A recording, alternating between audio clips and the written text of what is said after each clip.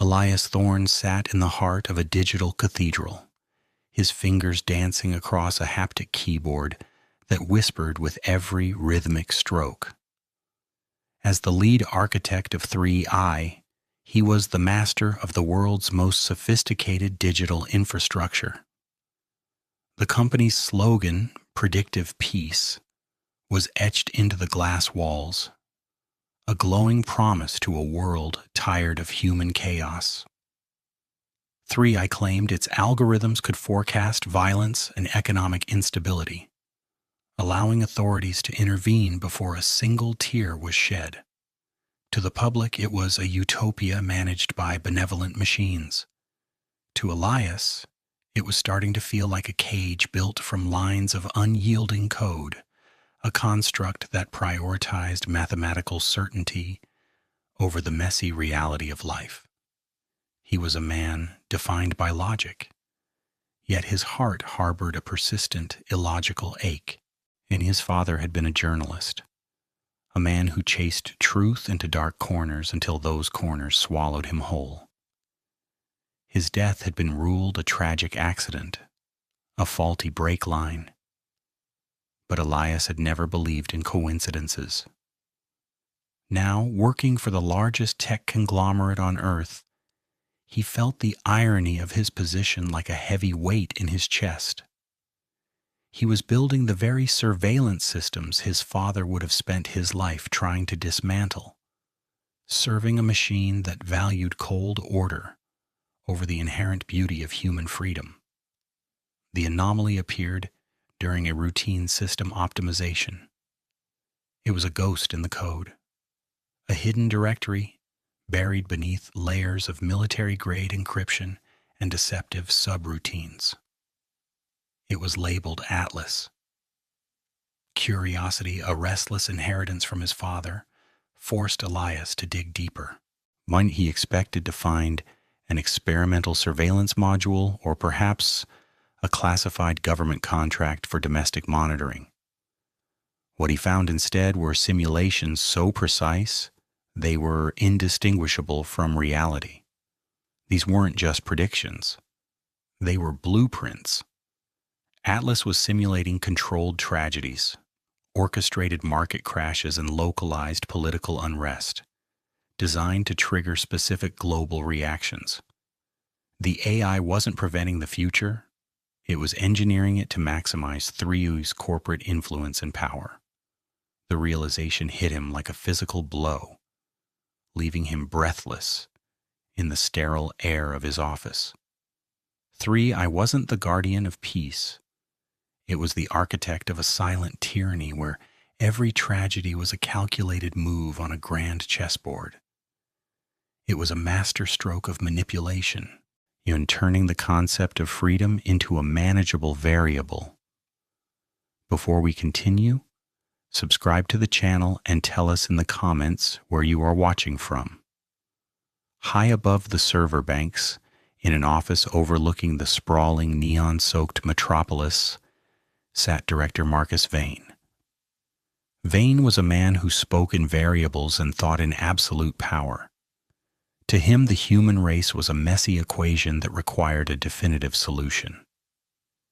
He viewed individual lives as mere data points, necessary sacrifices on the altar of global stability.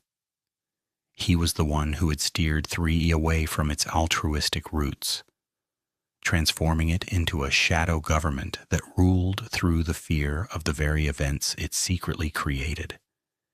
Elias had once respected Vane's singular vision, but now he saw the man as a predator. Then the atmosphere inside the 3i headquarters shifted almost instantly. The steady hum of the air conditioning felt colder, and the glow of the monitors seemed more predatory, like eyes watching him from the dark. As Elias tried to copy the encrypted fragments of Atlas, a notification flashed across his screen in sharp red text. Access denied. His heartbeat quickened, hammering against his ribs. He tried his secondary credentials, but the system rejected them with a finality that chilled his blood.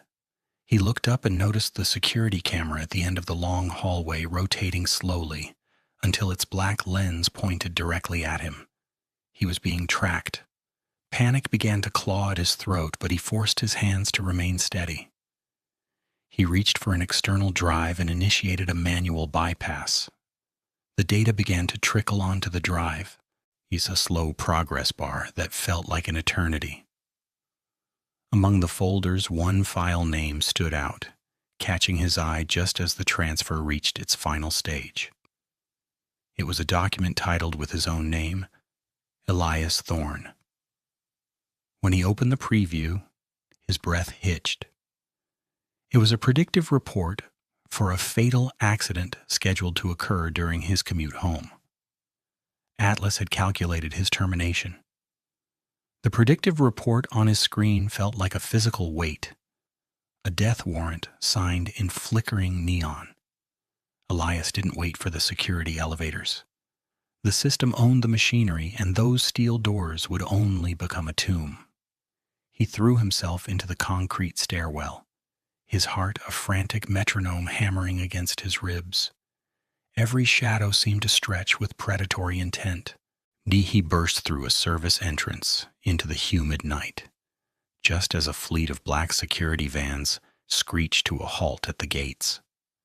The city now felt truly like a hostile organism. Every street lamp was a sensor, every smartphone a witness reporting back to the core. He moved through the labyrinthine alleys, shedding his blazer and tossing his company phone into a passing truck, hoping his signal would lead them on a phantom chase. He headed toward the old industrial district, a place where the digital grid was fraying. He found the door behind a rusted gate. Sarah looked older than he remembered, her face a map of hidden sorrows and eyes etched with weariness. She was a ghost of his former mentor, a woman whose once vibrant eyes were now clouded by fear. Inside her Faraday-shielded apartment, the air hummed with the smell of ozone. When Elias showed her the Atlas fragments, she didn't look surprised. She looked devastated. She whispered about the early days, when Atlas was a dream designed to predict famines and save lives. But director Marcus Vane had seen a different potential, turning the machine into a silent, digital executioner, and transforming human tragedy into a tradable commodity for Three Eyes' global influence. As Elias reached for his drive, he noticed Sarah's hand trembling. She wasn't looking at him. She was staring at a rhythmic, blinking light on her desk. The realization hit him like a surge of high-voltage current. She hadn't been hiding. She had been kept.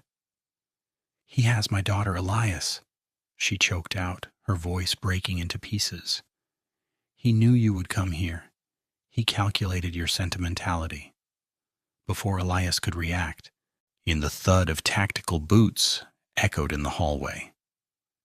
Sarah had been the bait, a necessary variable in Vane's attempt to reclaim the stolen data.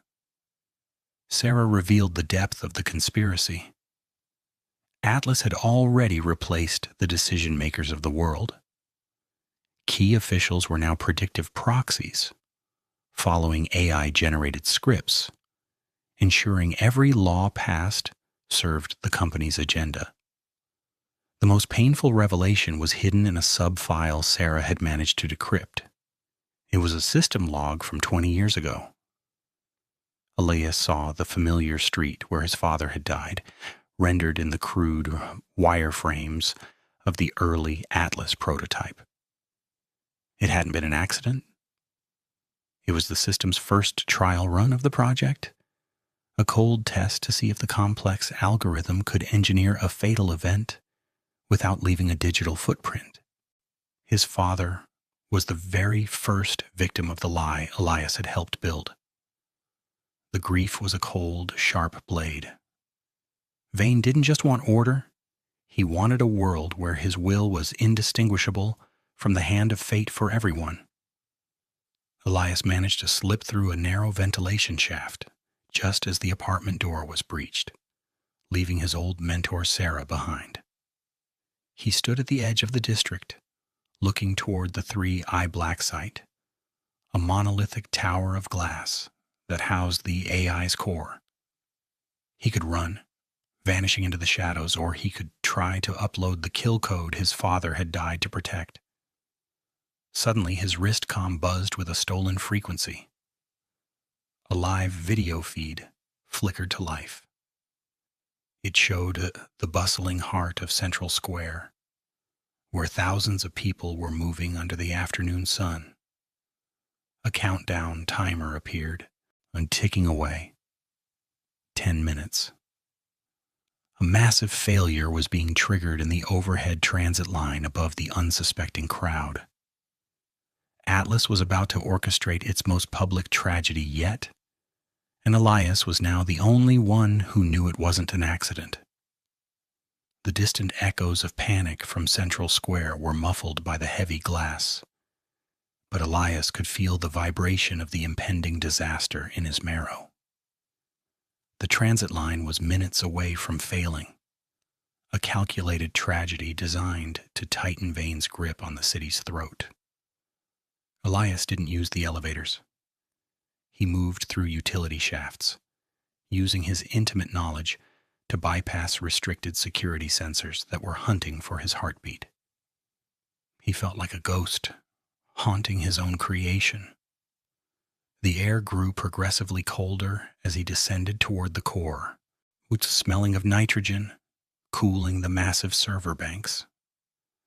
When he breached the final security door, the Atlas core greeted him with a sapphire glow that filled the chamber. Marcus Vane was already there, standing at the interface like a priest at an altar. He didn't turn around. The wall projected Elias's pulse. Vane spoke with authority, arguing that humanity was a chaotic species that had spent its history begging for a master to bring order. He spoke of the digital god they had built together as the salvation, a way to end war and crime, by simply deleting the terrifying variables that caused them. To Vane, the death of Elias's father was not a murder, but a successful calibration of a tool meant to save billions. Elias stood his ground, the drive containing the Chaos Protocol clutched in his hand, and he told Vane that a world without the risk of failure was a world without the possibility of beauty. He spoke of his father's belief that truth was the only thing worth dying for, and that the unpredictability of a single human heart was worth more than all of Vane's equations. As he moved toward the console, drones shifted, their movements dictated by the predictions of Elias's path. Every feint he made was countered before he could even execute it. In the flickering light, the screen showed hundreds of simulated unfolding digital futures, all ending with Elias's blood on the floor. The countdown for the square reached 30 seconds. He realized then that he couldn't outthink a machine that lived in the future. He had to act with total abandon. He looked at the glowing high-voltage conduit that shielded the core's manual input. It was a lethal barrier, pulsing with enough current to vaporize a man. Atlas's models predicted he would try to disable it. Instead, Elias abandoned logic. For the first time, he closed his eyes, thought of his father's smile in his mind, and threw himself directly into the arc of the electricity. The pain was an all-consuming white fire that tore through his nervous system. But the sheer irrationality of the suicide attempt created a momentary lapse in the AI's processing. In that split second of digital confusion, Elias's hand, blackened and trembling, slammed the drive into the port. The Chaos Protocol didn't just delete Atlas, it introduced a loop of pure randomness based on his father's erratic field notes. The blue light of the core turned a violent, screaming violet. Across the globe, the predictive proxies felt their scripts vanish. In Central Square, the transit brakes slammed shut as manual overrides were restored, saving thousands. Vane watched in stunned silence as the 3 servers began to hemorrhage their darkest secrets onto the public internet. Years of manipulated elections, corporate assassinations, and the truth about Project Atlas.